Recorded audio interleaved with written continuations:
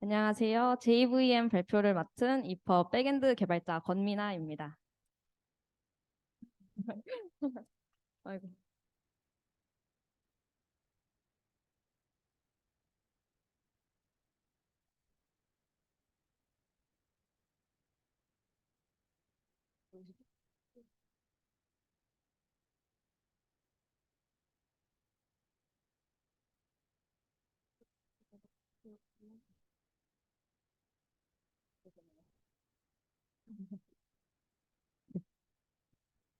네, 목차는 다음과 같습니다. 간단한데요. 먼저 JVM이 등장하게 된 배경을 알아보고 JVM의 구조를 설명드리겠습니다.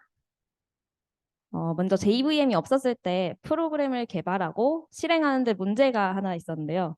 호스트 머신과 타겟 머신의 플랫폼이 다른 경우 프로그램 실행이 불가능한 문제였습니다.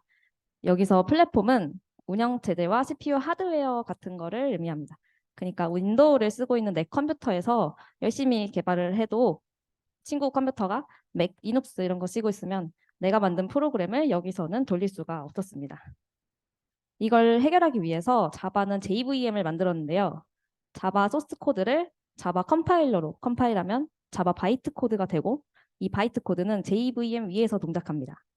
즉 타겟 플랫폼과 상관없이 여기에 바이트 코드를 돌릴 수 있는 JVM만 설치되어 있다면 어디서든 자바 프로그램을 실행할 수 있게 한 거죠. 이러한 자바의 특성을 write once, run anywhere라고 합니다. JVM은 자바 프로그램과 자바 바이트 코드로 컴파일된 프로그램을 실행할 수 있게 하는 가상 머신입니다.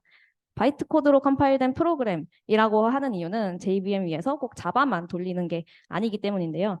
코틀린이나 스칼라 언어 등과 같은 언어도 이 JVM을 사용하는데 그래서 JVM을 이해하면 자바랑 파생 언어 모두 이해하는데 큰 도움이 되겠죠? 네. 그러면 JVM의 구조에 대해서 자세히 알아보겠습니다. 헷갈릴 수 있는 JDK, JRE, JVM의 차이점도 알아볼 겸 먼저 밖에서부터 살펴볼 건데요. JVM은 이 JDK에 포함된 JRE 안에 위치하고 있습니다. JDK는 자바를 개발할 때 다운 받아보셨을 텐데 자바 프로그램 개발을 위해 필요한 도구를 포함하고 있는 구성 요소를 말합니다. 여기 포함된 자바 컴파일러에서 소스 코드를 바이트 코드로 변환하는 역할을 수행합니다. JRE는 JVM과 JVM이 코드를 실행하기 위해 필요한 라이브러리 여러 파일들이 포함되어 있습니다. 그리고 JVM이 진짜 코드가 실행되는 런타임으로 바이트 코드를 플랫폼에 맞는 기계어로 번역하고 실행하는 역할을 수행합니다. 본격적으로 내부를 살펴볼 건데요. 크게 세 가지 부분으로 나눌 수 있습니다. 클래스 로더 서브 시스템, 런타임 데이터 에리아, 엑세큐션 엔진 이렇게 구성되어 있습니다. 먼저 클래스 로더 서브 시스템은 동적 로딩을 통해 필요한 클래스를 로딩하고 링킹하고 이니셜라이제이션해서 메모리 영역인 런타임 데이터 에리아에 올리는 역할을 합니다. 먼저 로딩 단계는 클래스 로더가 클래스 파일, 즉 바이트 코드를 읽고 메모리에 해당 클래스를 로드하는 단계입니다.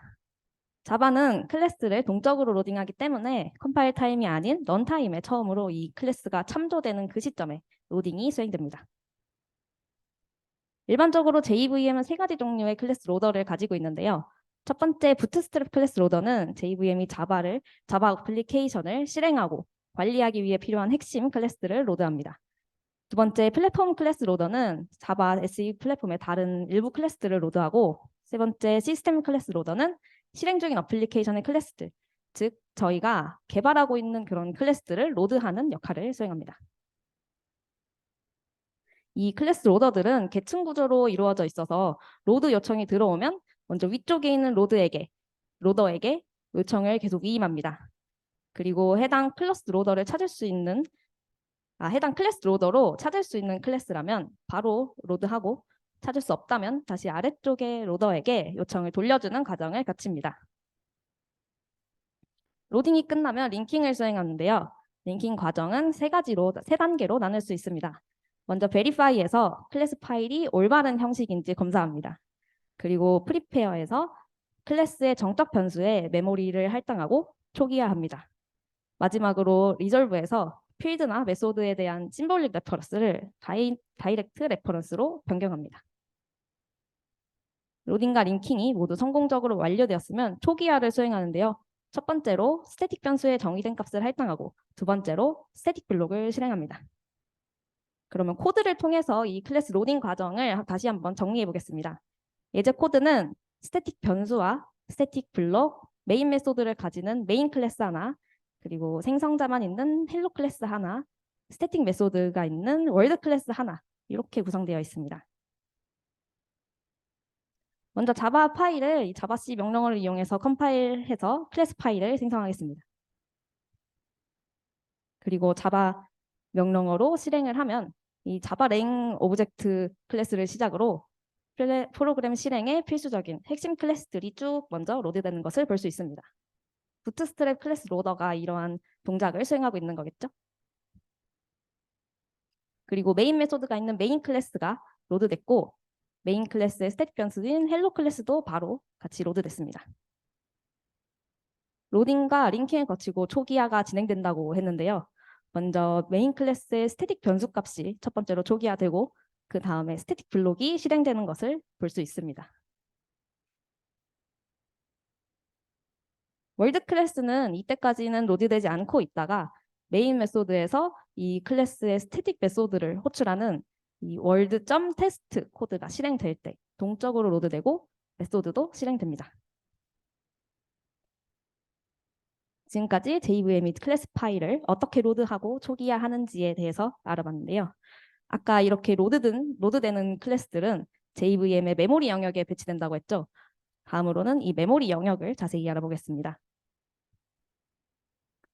JVM의 메모리 역할을 하는 런타임 데이터 에리어는 크게 5가지 영역으로 구성되어 있는데요. 이 중에서 메소드 에리어와 힙 에리어는 JVM당 하나만 존재하고 모든 스레드가 공유하는 영역입니다. PC 레지스터, 네이티브 메소드 스택, JVM 스택 에리어는 각 스레드마다 개별적으로 생성되고 다른 스레드가 침범할 수 없는 영역입니다. 이 그림을 보면 조금 이해가 쉬우실 것 같아요.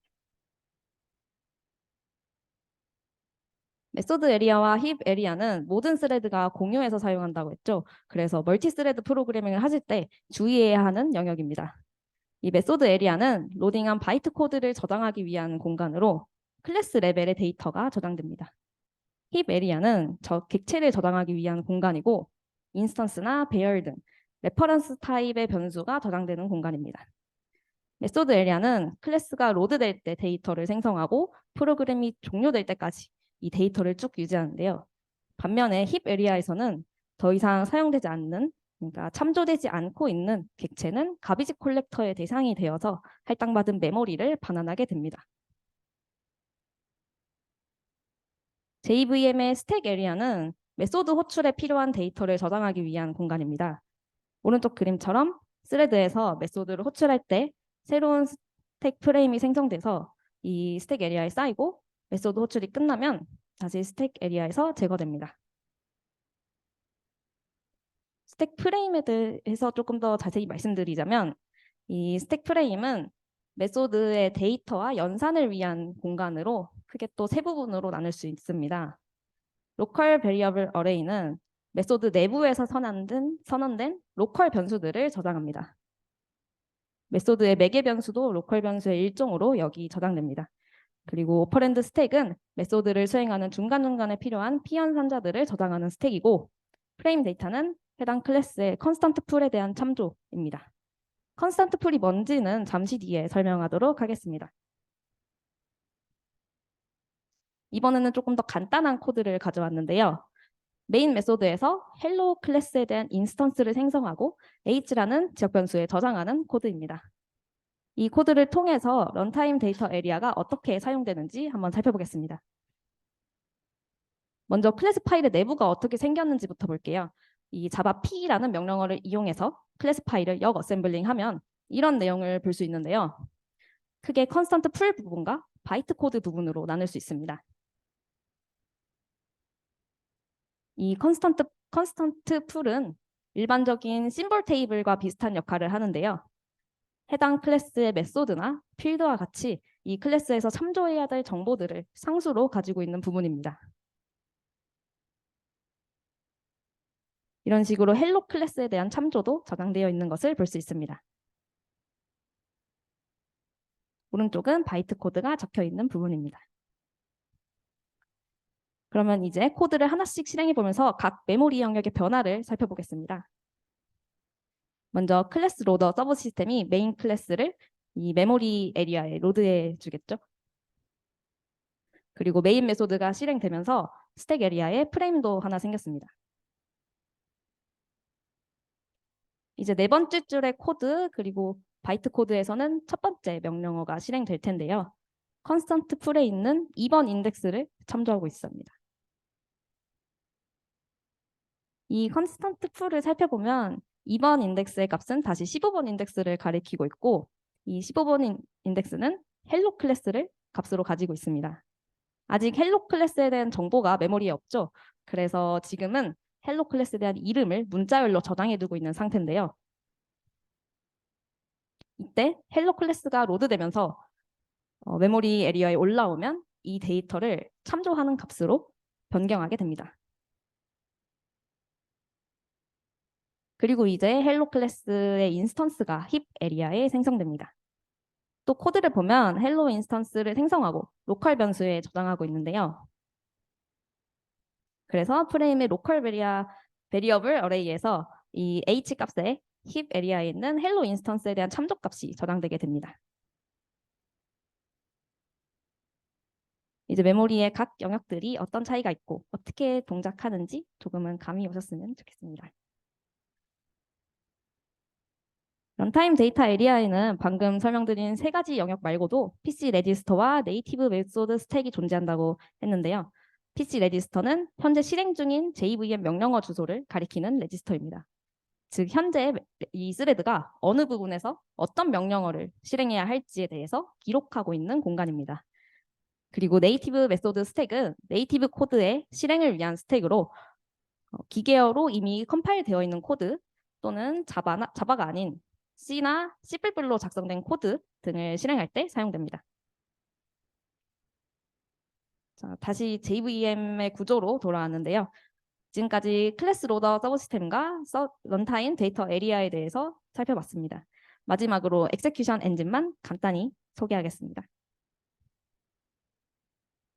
엑세큐션 엔진은 런타임 데이터 에리아에 올라간 바이트 코드를 이제 실제로 돌리기 위해서 기계가 이해할 수 있는 기계어로 변환하고 실행하는 역할을 수행합니다.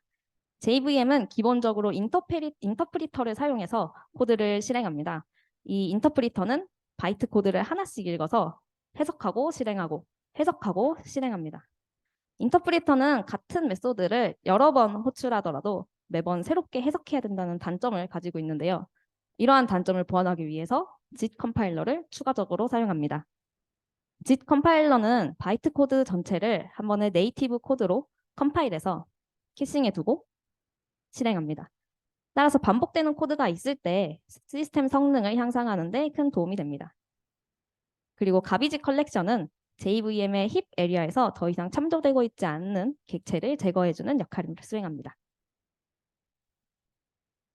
네, 지금까지 JVM 발표를 맡은 권미나였습니다. 감사합니다.